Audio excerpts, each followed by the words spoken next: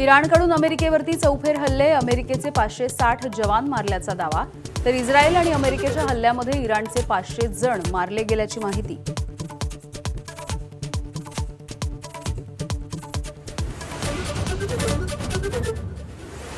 आखातामध्ये अडकलेल्या भारतीयांसाठी लवकरच मोठं ऑपरेशन राबवणार. नौदल आणि वायुदल अलर्टवर.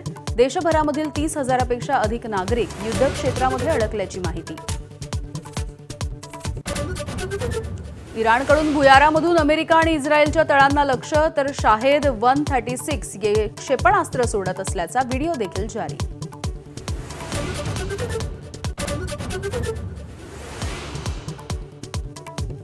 आखाती देशामधील युद्धाचा व्यापाराला फटका. JNPA बंदरामध्ये 150 कोटी रुपयांचा शेतमाल अडकला. येत्या 2 ते 3 दिवसांमध्ये युद्ध न थांबल्यास व्यापाऱ्यांचं मोठं नुकसान होण्याची शक्यता.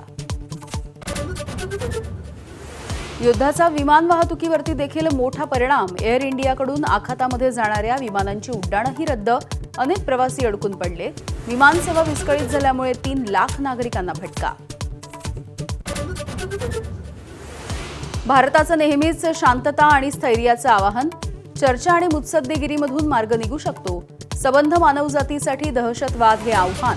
युद्धाच्या पार्श्वभूमीवरती पंतप्रधान नरेंद्र मोदींचं वक्तव्य.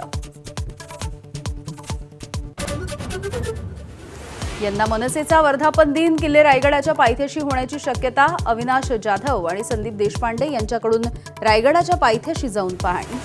राज ठाकरे 8 आणि 9 मार्चला रायगडावरती येण्याची शक्यता.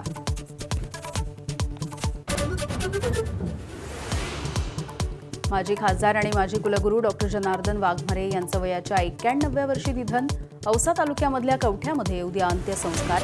शिक्षण, समाजकारण आणि सार्वजनिक जीवनामधील ज्येष्ठ अभ्यासू आणि वैचारिक नेतृत्व काळाच्या पडद्याआड गेल्याची भावना.